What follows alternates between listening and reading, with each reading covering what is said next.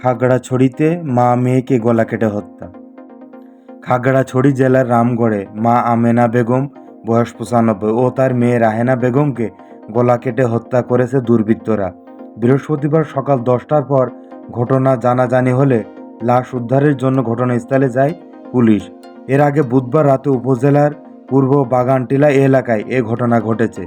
প্রতিবেশীরা জানায়, প্রতিদিন সকালে ঘর থেকে গরু, হাঁস, মুরগি বের করা হলেও আজ সকাল ৯:৩০টার পরেও কোনো সাড়া শব্দ পাওয়া যায়নি।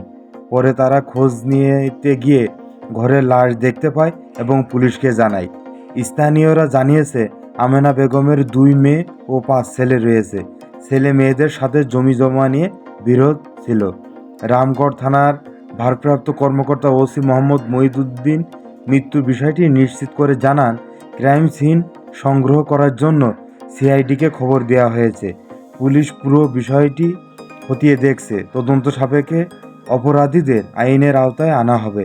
খবর পেয়ে অতিরিক্ত পুলিশ সুপার রামগড় সার্কেল উবাইন ঘটনাস্থল পরিদর্শন করেছেন।